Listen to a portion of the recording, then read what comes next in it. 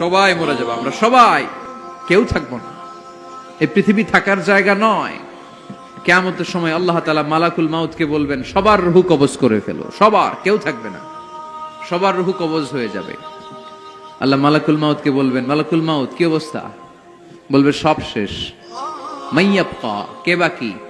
মালাকুল মাউত বলবে জিনেরা বাকি, যাদেরকে দেখা যায় না। আল্লাহ বলবেন জিনদেরকেও শেষ করে ফেলো, রূহ কবজ করো। মালাকুল মাউত আজরাইল জিনদের রূহ কবজ করবে।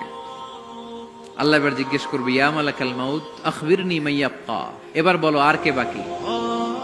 মালাকুল মাউত বলবে, আল্লাহ মানুষগুলো সব শেষ, জিনগুলাও শেষ, এবার বাকি ইবলিশ শয়তান। কে বাকি? ইবলিশরেও শেষ করো, ইবলিশও শেষ। আল্লাহ আবার জিজ্ঞেস করবেন, ইয়া মালাকাল মাউতি মাইয়াবকা, আর কে বেঁচে আছে বলো। মালাকুল মাউত বলবে, আল্লাহ আপনার কথা অনুযায়ী পৃথিবীর সব মানুষের রূহ কবজ করলাম, সব জিনদের রূহ কবজ করলাম, ইবলিসের রূহ কবজ করলাম, এখন আছে শুধু ফেরেশতারা। আছে কারা? যাও ফেরেশতাদের রূহ কবজ করো, ফেরেশতাদের রূহ কবজ হয়ে যাবে। এবার আল্লাহ জিজ্ঞেস করবেন, ইয়া মালাকাল মাউত আখবিরনি মাইয়াবকা। মালাকুল মাউত বলবে, আল্লাহ আপনার কথা মতো ধরে ধরে সব শেষ, ফেরেশতাও শেষ, 4 জন ছাড়া। কয়জন ছাড়া? জোরে বলেন, কয়জন ছাড়া? ইসরাফিল, জিব্রাইল, মিকাইল, আজরাইল। আল্লাহ এই 4 জন আমরা বাকি।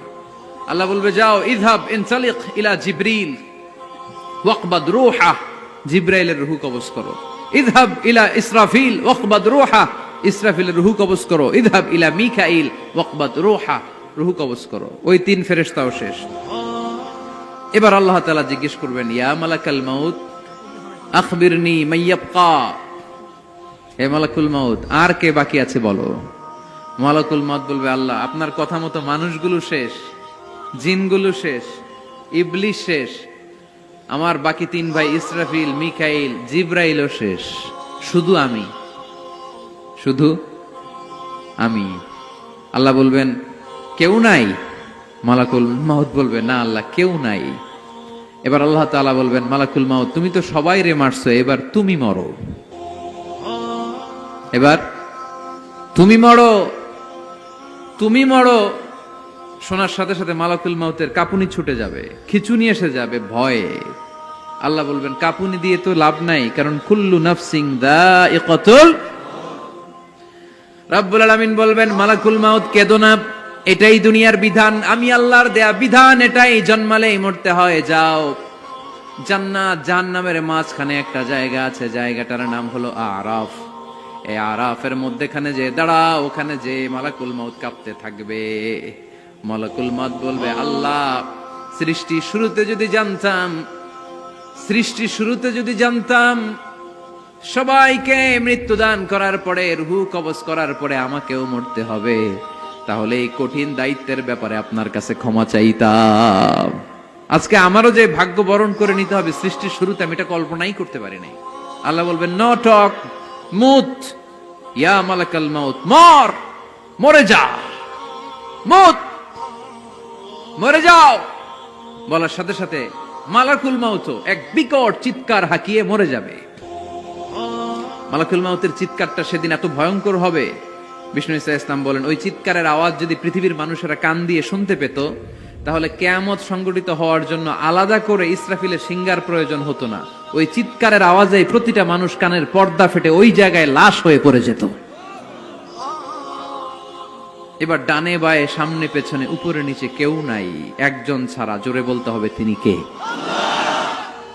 আল্লাহ তখন পৃথিবীকে একটা ডাক দিবেন, বলবেন, ইয়া দুনিয়া আইনা আনহারুকি, এই পৃথিবী তোর নদীগুলো কোথায়? ইয়া দুনিয়া আইনা আশজারুকি, এই পৃথিবী তোর গাছগুলো কোথায়? বটতলা। ইয়া দুনিয়া আইনাল জিবাল, তোর বড় বড় মাউন্ট এভারেস্ট পাহাড়, আলাস্কা পর্বতমালা, আলপস পর্বতমালা, এগুলো কোথায়? তুর পাহাড় আজকে কোথায়? ইয়া দুনিয়া আইনাল মুলুক, রাজা বাদশারা কোথায়, যারা ক্ষমতার দাপটে পা জমিনে ফেলতে চাইতো না? আইনাল জাবাবেরা, অত্যাচারী স্বৈরা শাসকগুলো আজকে কোথায়? কোথায় আজকে? কোনো আওয়াজ নাই। আল্লাহ তখন হুঙ্কার দিয়ে বলবেন, লিমানিল মুলকুল ইয়াউম, who belongs the kingdom today? আল্লাহ চিৎকার দিয়ে বলবেন আজকে ক্ষমতা কার? আওয়াজ করে বলেন সেদিন ক্ষমতা কার?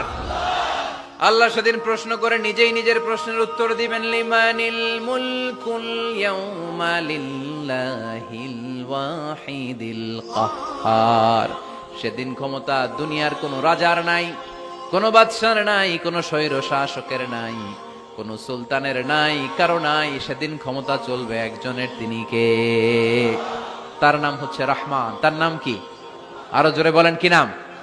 এজন্য রহমান কারে বলে আজকে চিনতে পারছেন? তার দয়ার শেষ আছে? তার ক্ষমতার কোনো কুল কিনারা আছে? তার ধন ভাণ্ডারে কোনো কমতি আছে?